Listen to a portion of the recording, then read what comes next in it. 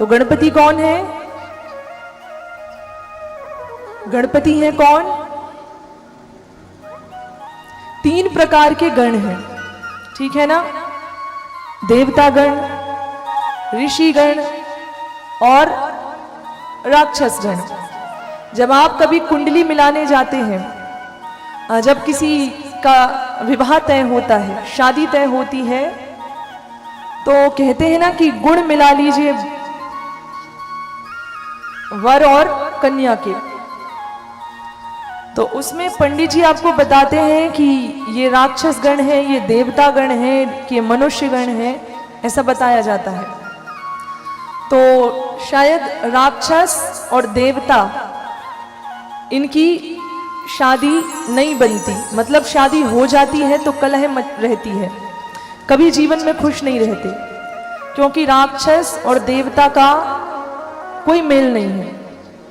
तो ऐसा पहले कुंडली मिलाई जाती है, ऐसा पहले दिखाया जाता है। तो यदि लड़का राक्षस है, लड़की के जो ग्रह दशा है या जो भी उसके लक्षण गुण हैं वो देवता के हैं, तो भी रिश्ता नहीं बनता। तो इस तरह 3 तरह के गुण होते हैं, है ना? 3 तरह के गण होते हैं, देवता गण, राक्षस गण और ऋषि गण। तो जब ब्रह्मा जी ने तीनों तरह के गणों को उत्पन्न किया, तो तीनों तरह के गणों को चलाने के लिए एक कंट्रोलर बनाया, एक देवता का निर्माण किया, और वही देवता हुए कौन? गणपति। तीनों प्रकार के गणों का जो पति है, जो स्वामी है, वही है गणपति। तो शिव जी के विवाह में गणपति का पूजन हुआ है, ना कि गणेश का पूजन हुआ, क्योंकि शिव जी के बालक का नाम है विनायक।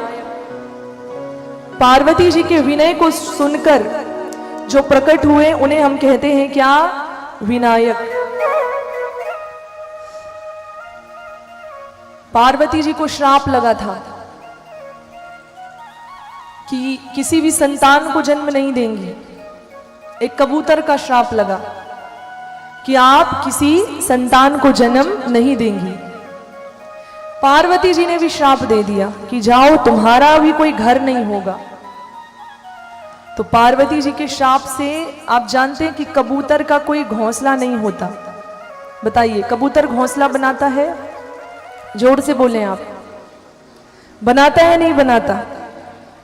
जोर से वो बताइए माताओं, आपने देखा है? कबूतर कभी भी किसी पेड़ पे नहीं रहता, रहता है? बताइए आप, जोर से बोलें आप। कबूतर जो है वो कभी पेड़ पर नहीं रहता। पार्वती जी ने श्राप दिया था, इसलिए आपको कबूतर दिखेगा, कभी पुरानी सी इमारत में दिख जाएगा, कभी घर के छत के शेड के नीचे दिख जाएगा, कोई ऐसी बिल्डिंग है जहां पे लोगों का आना जाना नहीं है, वहां पे दिख जाएगा, खंडहर में दिख जाएगा, लेकिन आपको कभी भी वो पेड़ के ऊपर घोंसला बनाया नहीं दिखेगा। दिखा कभी? बताइए। वो अलग विषय है कि आप उसे पिंजरे में बंद कर दो तो वो एक उसका घर सा हो जाए, वो अलग है, लेकिन जो प्राकृतिक है वो वृक्षों पर अपना घोंसला नहीं बनाता। तो ये पार्वती जी ने श्राप दिया है। तो अब पार्वती जी क्या संतान का जन्म कैसे हो आप सभी जानते हैं। तो पार्वती जी ने गणेश जी को कैसे बनाया आप जानते हैं? कई लोग कहते हैं कि मैल से बनाया। क्या ये बात सत्य है? क्या मैल से किसी देवता को बनाया जा सकता है? बताएं आप। मैल से किसी देवता को बनाया जा सकता है क्या? क्या पार्वती जी ने इतने दिनों से स्नान नहीं किया था जो इतना सारा मैल इकट्ठा हो गया कि एक देवता का निर्माण हो गया? बताइए। तो ये हिंदू धर्म को खराब करने के लिए, बदनाम करने के लिए कहते हैं कि मैल से देवता को बनाया। पर ध्यान दीजिएगा, पार्वती जी ने अपने पुत्र विनायक को मैल से नहीं बनाया। बल्कि जब आप मैल लिखते हो तो ला की जगह रा लिख दो, क्या बनेगा? ला की जगह रा लिख दीजिए तो क्या बनेगा? मैर। मैर। मैर का मतलब क्या होता है? मैर का मतलब होता है उबटन, 7 प्रकार के चूर्ण से बना उबटन। तो पार्वती जी ने मैर से बनाया, ना कि मैल से। तो इस तरह पार्वती जी ने मैर से बालक विनायक का निर्माण किया और कहा कि हे पुत्र, तुम मेरी विनय को सुनकर प्रकट हुए हो, तुमने मेरी विनती को स्वीकार किया है, तुम मेरे विनय को सुनकर प्रकट हुए हो, इसलिए तुम्हारा नाम होगा विनायक।